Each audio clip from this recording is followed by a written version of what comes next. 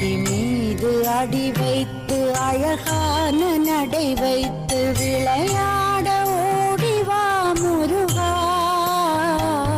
என்னோடு சேரவா முருகா.